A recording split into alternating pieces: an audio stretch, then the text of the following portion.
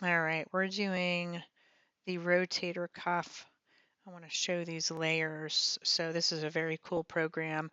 So there's posterior deltoid. We're going to take that off. And here's our rotator cuff. Now, anybody who may not know this, rotator cuff is 4 different muscles. It's made up of teres minor, infraspinatus, supraspinatus on this prone side, and then on the opposite side is subscapularis, which I'll spin around and show you, but we'll go through these first. So supraspinatus is an abductor of the humerus. It's very small. Um, we're going to go through an exercise and pin and stretch with the entire cuff so that you can add it if you find that you use your rotator cuffs a lot for the type of work that you do, then it's something that you're going to want to add into your program. Be careful as to not do specific exercises for these unless somebody has told you that you need to, because they're they don't like direct work, especially infraspinatus. Subscapularis is more postural, but these muscles on the back tend to like light movements, throwing a ball, things like that. We want to keep them exercised with lighter weights and a little bit more um, active movements. So here is the 3 of those, and then you can see teres minor is deep to the other 2. I love this program. It's fantastic. I could play with this all day long. And then if I rotate it around, well, let me talk to you about infraspinatus first. So infraspinatus is probably the one that I find the most trigger points in, and we'll go through that on the trigger point pages.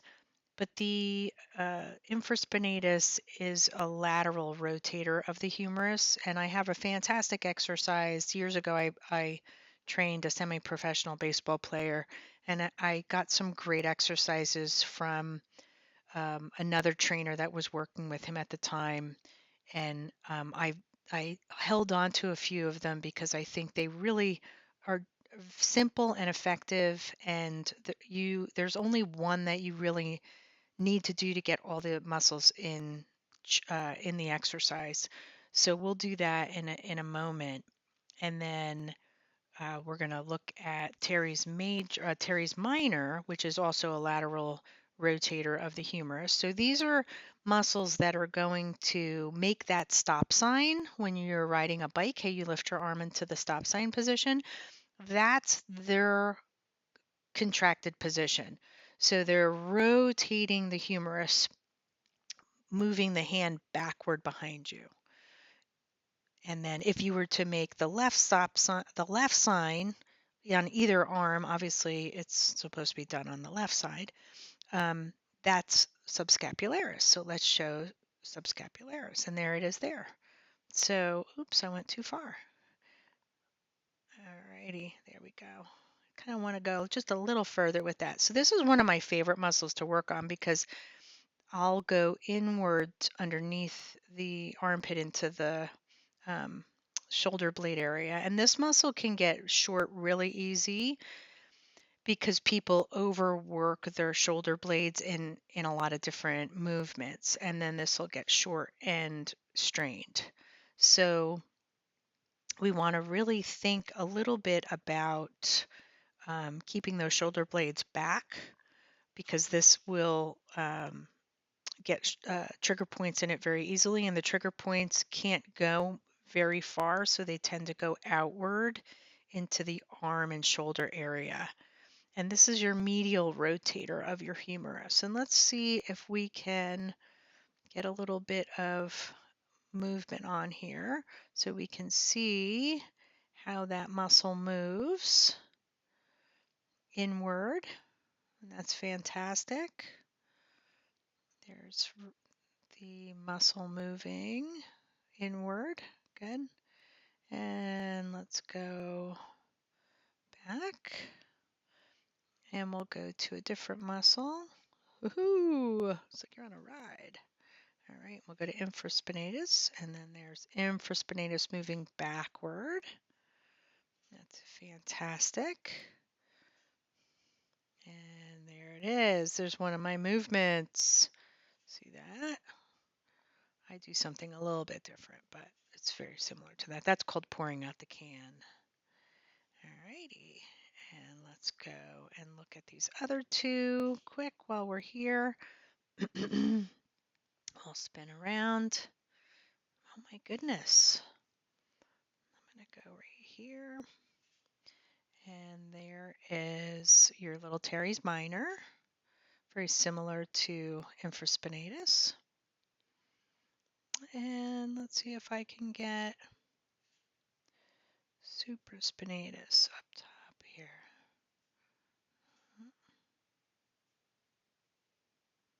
There we go.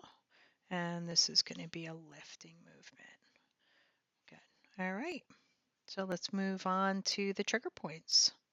All right, so let's look at the trigger points of infraspinatus. We have two trigger points up at the higher part of the muscle towards the spine of the scapula, and then we have one closer to the inferior border. So this is where trigger point therapy and neuromuscular therapy get a little complex and confusing for people. So these two trigger points, which are right here, are radiating this pain. Now this is going to be the stronger pain. This is going to be the lighter pain. This can actually feel like pins and needles. And you'll see there's a little bit up here. This trigger point is going to be on the inside of the scapula. But if you notice, none of the pain is where the actual trigger points are. So the next thing is when we're doing this, if I'm giving you this pin and stretch, it's because I have found density at this muscle point and I want you to open it up through I want you to pin it and open it up.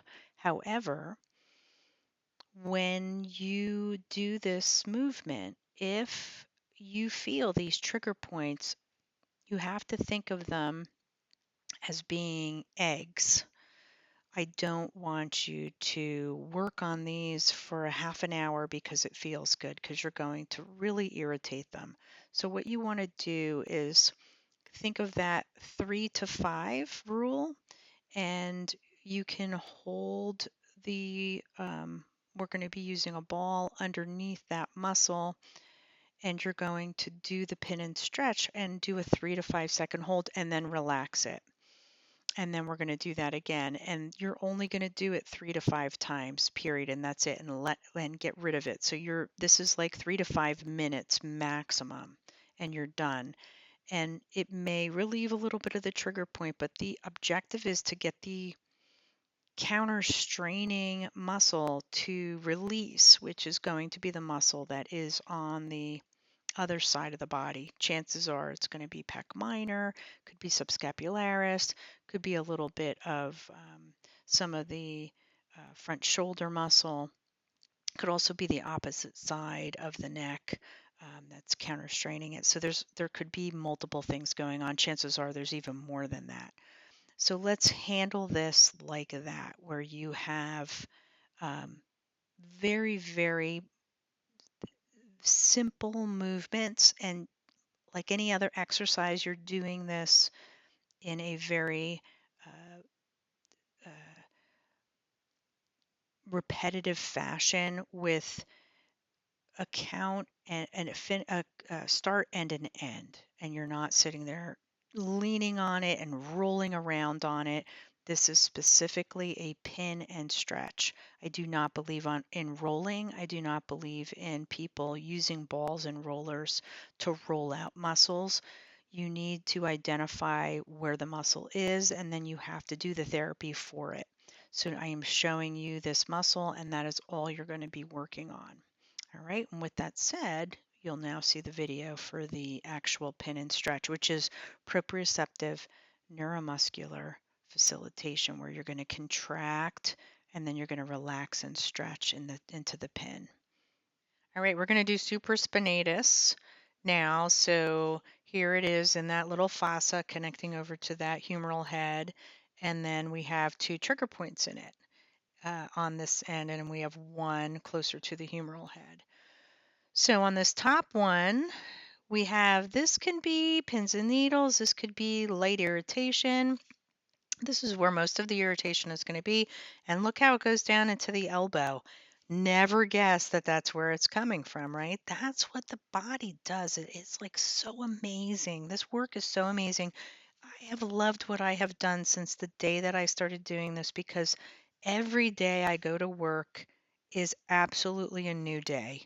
I learn something every time I do body work, and I never know enough. It is just such an amazing, and everybody's different. So whereas these 2 trigger points are here, there might be somebody out there that it goes all the way down and goes into their thumb. It's, so you really don't ever know completely, but you can start to make deductions the more experience you have, and say, okay, well, this is really dense. It doesn't seem like it's working properly. It's got a lot of um, areas in it that aren't smooth and fluid. And when I press on it, it's going out into their shoulder. So I know I have trigger points now in supraspinatus.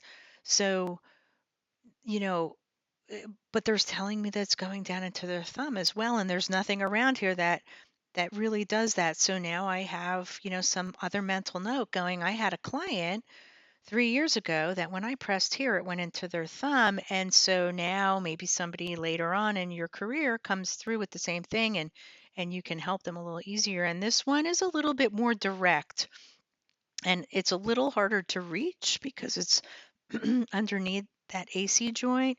So you really are going to have to do a little bit of maneuvering rotationally with this. But anybody can get into this area on their own to do work. Now, we've discussed this on some of the other videos. When you do self-care, you have to do self-care the same way that I would do the work on you. No more than 3 to 5 minutes on any one area.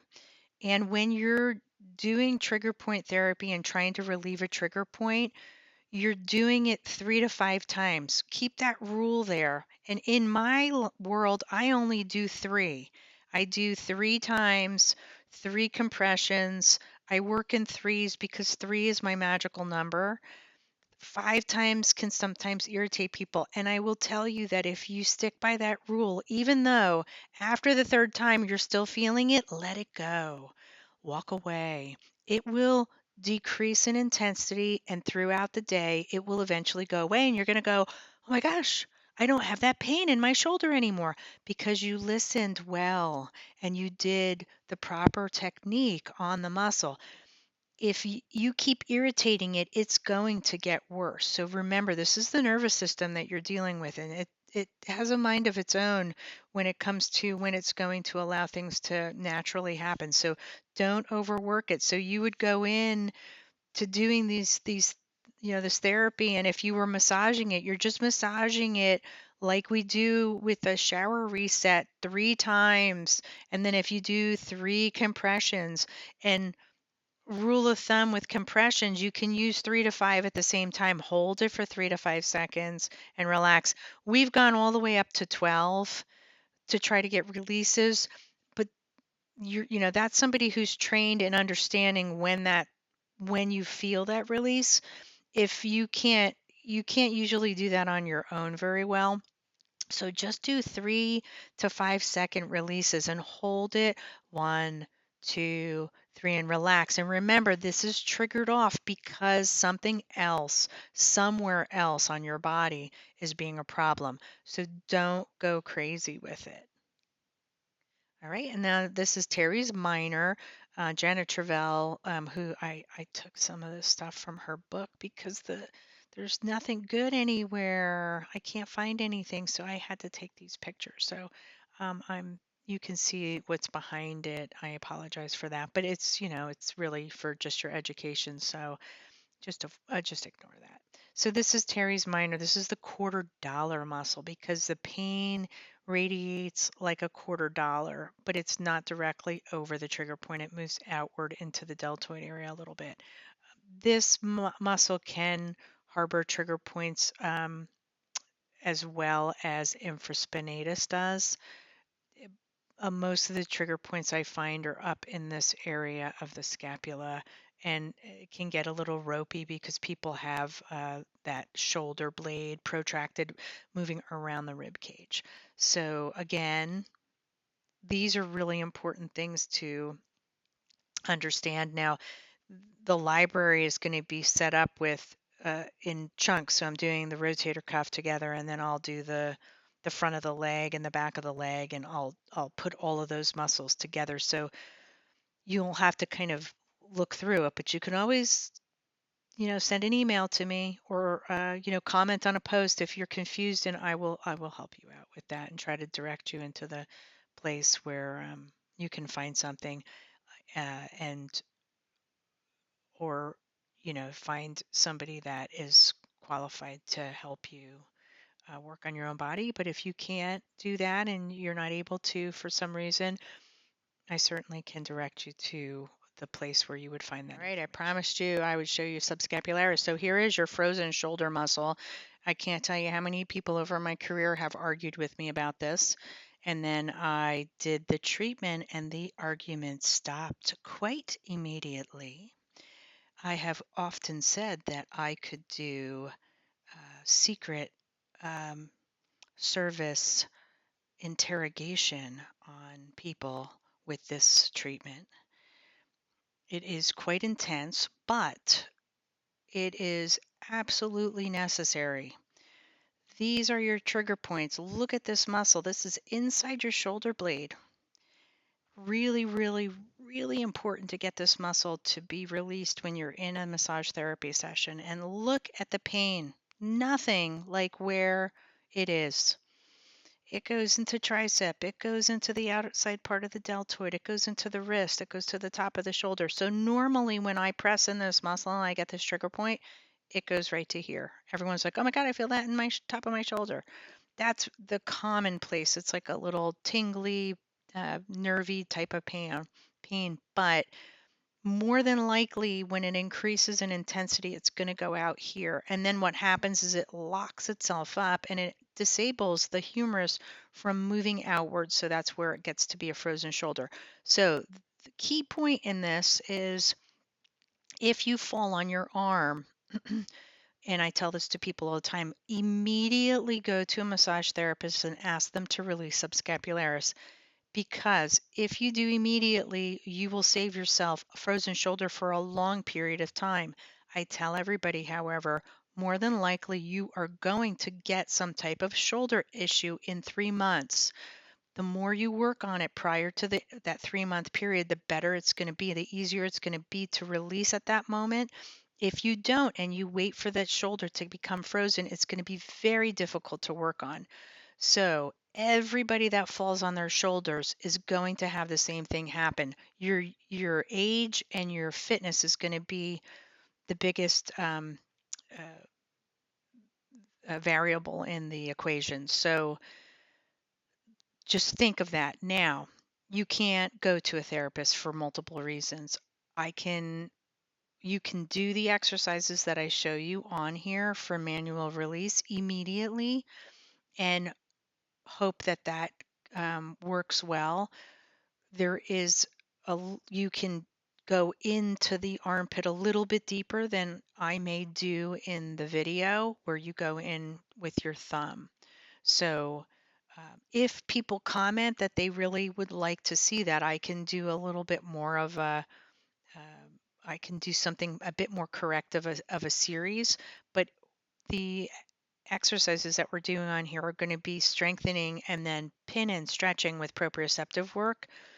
So they're for general proactive health. They're not to do corrections on injuries, but you can certainly start doing those immediately because I will show you how to hold that muscle in the video, in that end of this video, and to elongate that. And it will help, absolutely help. So this is, I think, of all the muscles on the body that I have worked on over the last 27 years, this is my favorite. Isn't that funny? This is my favorite because I can get relief to people so easily with this. But I will also say that exercise is going to be a key point in keeping this muscle healthy because the stronger your chest is and the more integrity you have in that upper body, the less this muscle has to do. So there's another good reason to get your body moving and start exercising and start with those primers that I did and continue forward with some of the level one. Even if it seems too easy for you, we all need to sometimes go back to basics to relearn things, and then we can move forward and fly like an eagle. All right, so onward and forward. All right, so if you read through this, the upper part of this is going to explain the three different purposes of the type of stretching that I do. This muscle is infraspinatus. It's an external rotator cuff muscle. The antagonist, which is the muscle on the opposite side, is subscapularis, which is also a rotator cuff muscle. And the synergists are posterior deltoid, triceps teres minor, latissimus dorsi, and wrist extensors. Quite a group of synergists. So when you think about how many muscles are involved with the synergy of working infraspinatus, you have to start to develop having the ability to do deductions and making sure that you look at all of those as well as the postural muscles, which are probably going to be more likely to be culprit if infraspinatus has trigger points.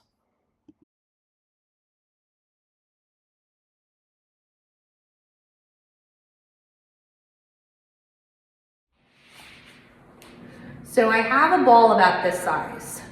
You can use a smaller ball, but you can see this is really, really soft. You do not want to use anything that is more dense than this. Do not use a golf ball. Do not use a lacrosse ball. Tennis balls, I think, are sometimes too hard. So try to get something squishy. And we're going to put this right underneath the shoulder blade muscle to the back.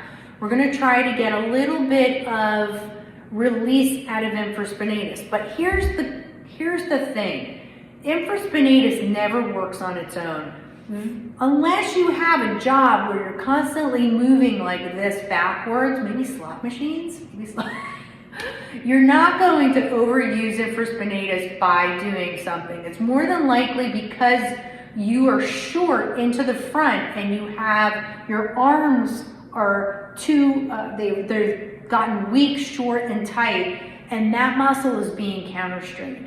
But what this is going to help you with is understanding trigger points and understanding how proprioceptive work, how proprioceptive neuromuscular therapies work. So it's a great way to start to understand each muscle on your body. All right, so we're doing our neuromuscular therapy on rotator cuff. We have the neurokinetic part of this would be to find the muscle, and then we have the proprioceptive part with the pin and stretch. So we have, like we went through on the diagrams, infraspinatus, which is where the ball is under, and we have subscapularis in here, supraspinatus on top, and then teres minor right at the lower part of that scapula. So we're going to start with the infraspinatus and subscapularis.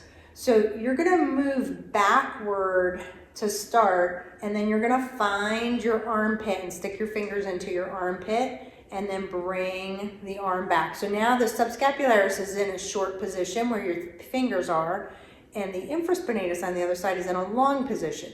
So we're going to gently push inward on the armpit, and then we're going to move the arm back in that stop sign, and that's going to contract that back rotator cuff and infraspinatus onto the ball and stretch the front one. Then we're going to let go, contract against the ball, and then bring the arm back to starting position. And there's the pin and stretch for infraspinatus. And then again, stick the fingers into the armpit, move backward, contracting onto the ball, let go of the fingers inside the armpit, gently push onto the ball, and then move the arm back. And you're gonna do this 3 to 5 times, the magic number. And this is gonna open up subscapularis of the internal rotation, and then open up infraspinatus, which is a fast twitch muscle. So we really are just getting them balanced. All right, and then for supraspinatus and teres minor, you're gonna find the crevice right where the shoulder blade indents at the top. If you know where your trapezius is, it's right up at the top of your shoulder. You're gonna just find that. We're going to take the hand and we're gonna move the hand up, and you'll feel that get shorter as you move upward.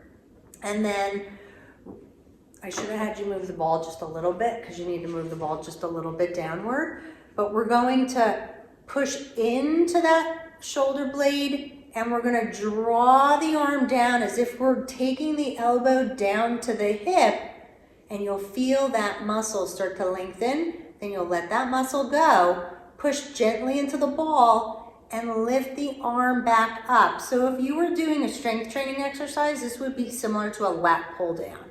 Push into the scapula at the top and pull the elbow down into the hip, relax, push into the ball, and pin and stretch that muscle upward. Now the proprioceptive of this is right now I'm contracting supraspinatus, and now I'm pulling it into that pin and stretch. So there's that proprioception. And then the kinetic part of it is just understanding if it's working well or not. So there's that lift into that teres minor. So when I go upward, if I feel that muscle, I can contract against it. Now that's a little bit more advanced therapy, but looking at all those diagrams, you may be able to do that a little bit on your own. So now we'll go into some strength exercises for rotator. All right, so this is a strength exercise for the whole rotator cuff. It's super simple. I'm just gonna use the orange ball that I had underneath. I wouldn't recommend much weight for this. I used to do these with a 1 pound dumbbell. You could just hold on to something that weighs 1 pound. This is a lot lighter than that, but it'll give me a little bit of a grip. And then you can work your way up to 3, but 5 pounds is actually a lot for the rotator cuff to do these movements with. So really think before moving up in weight. You don't need, this is more for range of motion. The only muscle in here that's completely postural is the internal rotator cuff of subscapularis. The rest are phasic or combos. So they like movement.